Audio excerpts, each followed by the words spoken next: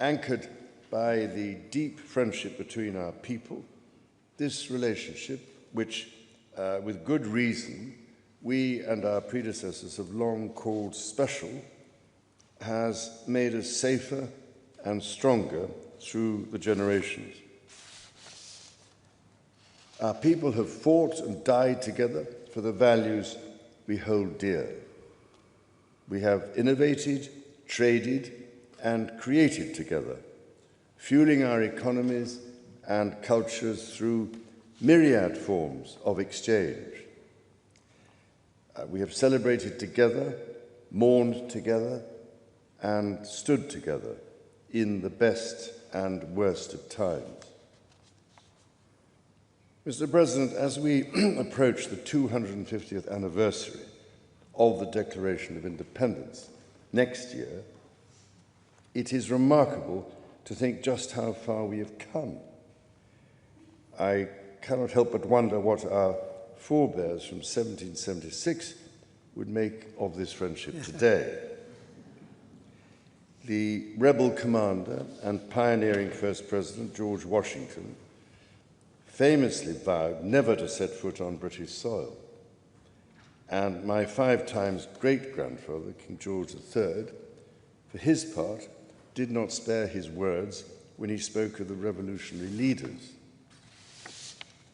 Today, however, we celebrate a relationship between our two countries that surely neither Washington nor King George III could possibly have imagined. The ocean may still divide us, but in so many other ways, we are now the closest of kin. Mr. President, you have spoken of your pride in your British roots. In fact, not only have you set foot on British soil twice in the last 2 months alone, but I understand that British soil makes for rather splendid golf courses. Now, for my part, I have always admired the ingenuity of the American people and the principles of freedom which your great democracy has represented since its inception. Throughout my life, from the very first visit to the United States in 1970, and over 20 visits since that time, I have cherished the close ties between the British and American peoples. In fact, had the media succeeded in the 1970s in their own attempt at deepening the special relationship, I myself might have been married off within the Nixon family. Mr. President, from York to New York, from Birmingham, England to Birmingham, Alabama, we are united by a common language and shared heritage. The many thousands of people from each of our countries who have made the other their home have enriched our societies immeasurably, a fact that gives me the greatest pride. Our cultural connections, too, continue to flourish with our actors, musicians, writers and television presenters prospering in the hearts of transatlantic audiences. Today, our alliance spans every field of endeavour and shows vast potential for growth. The United Kingdom was your partner in the first trade deal of your administration, Mr. President, bringing jobs and growth to both our countries.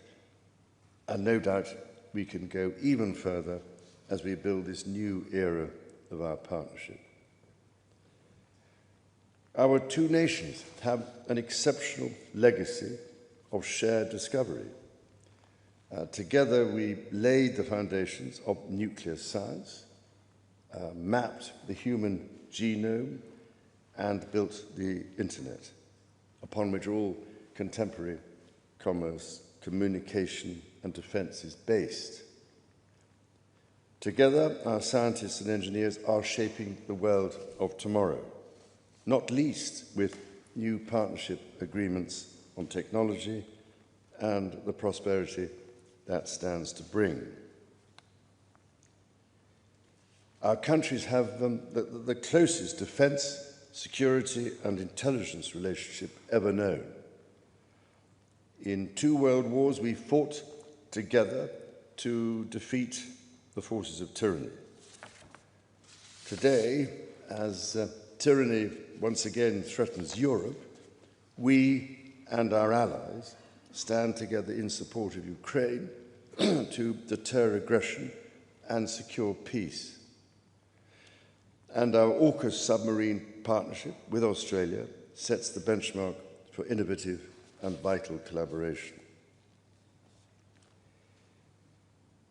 The successes of the British Redcoats and of George Washington's Continental Army today stand shoulder to shoulder, brothers and sisters in arms, protecting the freedoms we both cherish.